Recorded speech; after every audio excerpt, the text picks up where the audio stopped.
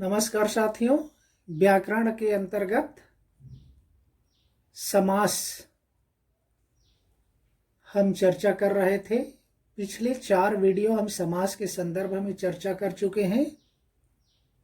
ये 5वां वीडियो है और समास के प्रकार का अंतिम 6वां प्रकार है बहुव्रीहि समास।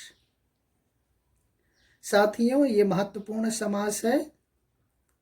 इसमें बहुत कंफ्यूजन भी होता है। तो आइए चलते हैं परिभाषा की ओर।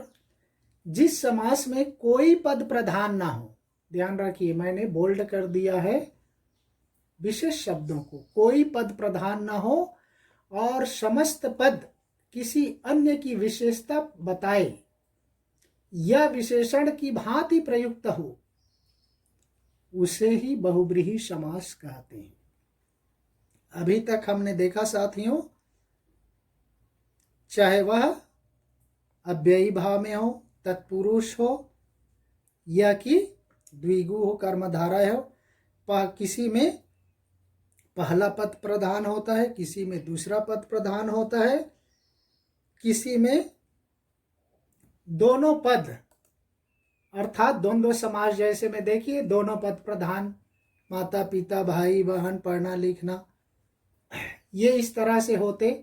लेकिन केवल बहुव्रीहि समास ऐसा समास है जिसमें न तो पहला पद प्रधान होता है और न दूसरा पद प्रधान होता है, बल्कि कोई तीसरा पद मुख्य होता है जो विशेषण के तौर पर विशेषता बताने के रूप में प्रयुक्त होता है। उसे ही बहुव्रीहि समास कहते हैं।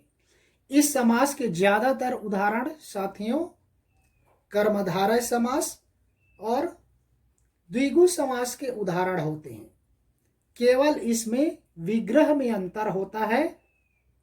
हमने इसके उदाहरण देखिए किस तरह से लिए हैं, आपको पता चल जाएगा। उदाहरण देखिए, नीलकंठ। नीला है कंठ जिसका, अर्थात शिव जी। देखिए पहला पद या पूर्व पद क्या हो गया, नील हो गया, कंठ दूसरा हो गया, और नीला है कंठ जिसका, ये दोनों नहीं हुआ। तीसरा महत्वपूर्ण कौन, अर्थात शिव जी। यहाँ पर ऐसे नाम लिखना जरूरी होता है। वही तीसरा पद है, वही उसकी विशेषता है। ये इसकी महत्वपूर्ण पहचान है। आप चाहो तो अर्थात लिखना कोई जरूरी नहीं है। नीला है कंठ जिसका डैश दे करके शिव जी सीधे लिख सकते। मैंने आपको दोनों तरह के बता दिया। तो ये उदाहरण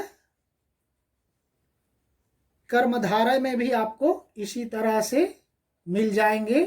नीलकंठ,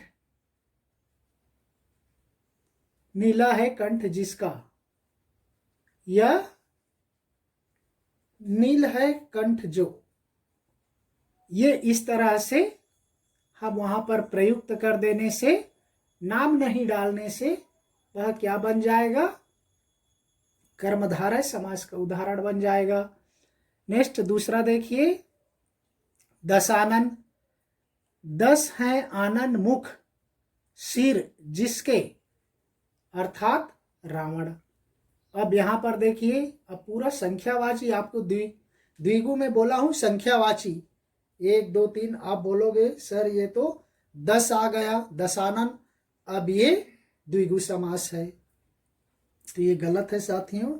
यहाँ विग्रह देखिए, उसका विग्रह क्या था वो देखिए। दशानन हम द्विगु समास में प्रयोग करेंगे तो क्या हो जाएगा, 10 आननों कोष्टक में मुख का समूह या समाहार होगा, तब जाकर के द्विगु बनेगा। बहुव्रीहि बनाने के लिए क्या है देखिए, 10 है आनन मुख सिर जिसके, अर्थात रावण लिखना पड़ेगा, तब जाकर के वह बहुव्रीहि बनेगा। चतुर्भुज, ये भी देखिए द्विगु समास का उदाहरण है।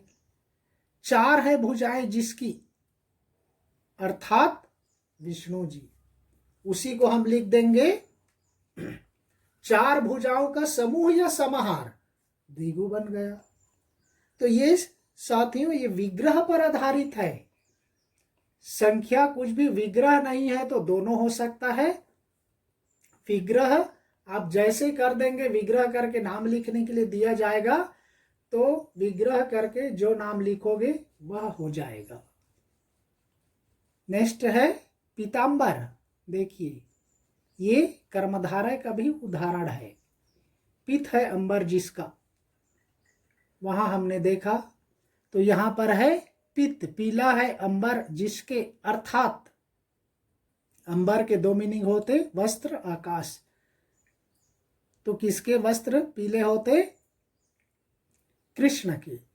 विष्णु जी के भी होते, तो यहां पर हमने कृष्ण नाम लिख दिया।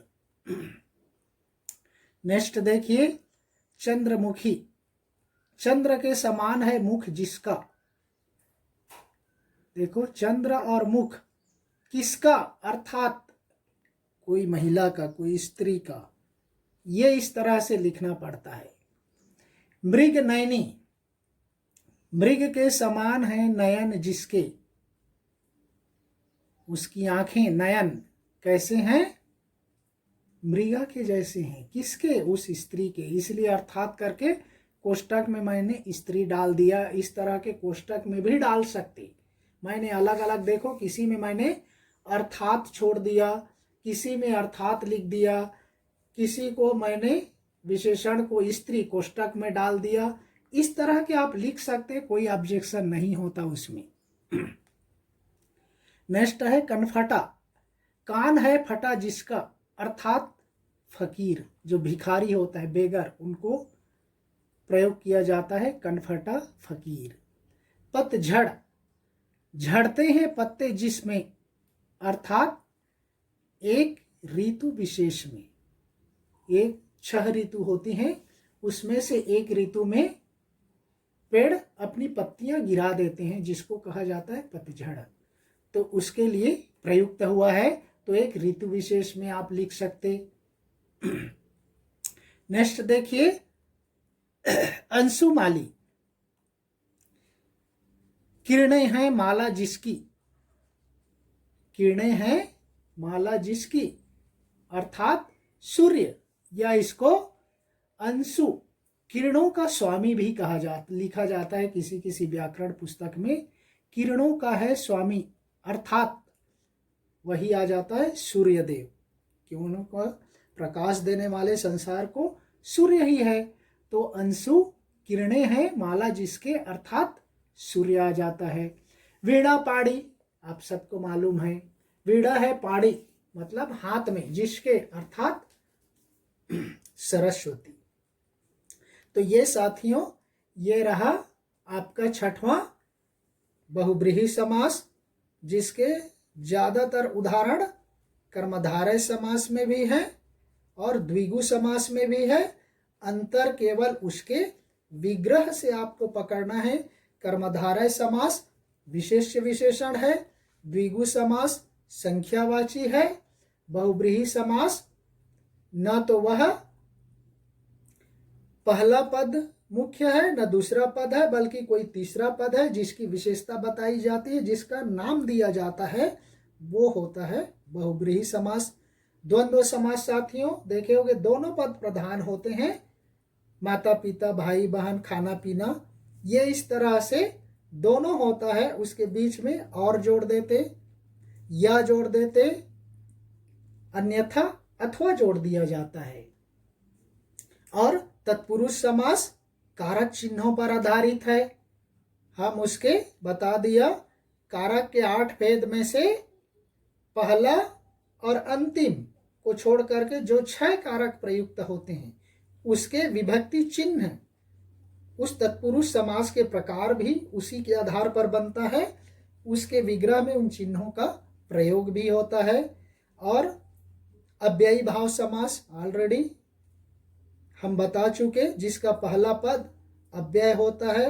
आ, यथा, बे, नी, भर, प्र, प्रति, इस तरह के जो शब्द शुरू में आते हैं, उस तरह के उदाहरण अव्ययी भाव समास में प्रयुक्त होते हैं और वही अव्ययी भाव समास कहलाती हैं। तो साथियों, मेरे ख्याल से आपने पूरा समझ लिया होगा। आपको विशेष एक एक करके उसकी विशेषताओं के साथ मैंने 6 समास की विशेषताएं बता दिया, जो आपके उदाहरण देखते ही आपको विग्रह कैसे करना है, नाम कैसे चुनना है, ये आपको समझ में आ गया होगा। पहला समास है अव्यय पर आधारित अव्ययी भाव समास। दूसरा तत्पुरुष समास कारक चिन्हों पर। तीसरा कर्मधारय विशेष्य विशेषण। चौथा द्विगु संख्यावाची। पांचवा द्वंद्व दोनों पद प्रधान। और छठवां बहुब्रीहि, ये वास्तव में कोई तीसरा पद प्रधान होता है। धन्यवाद साथियों, जय हिंद।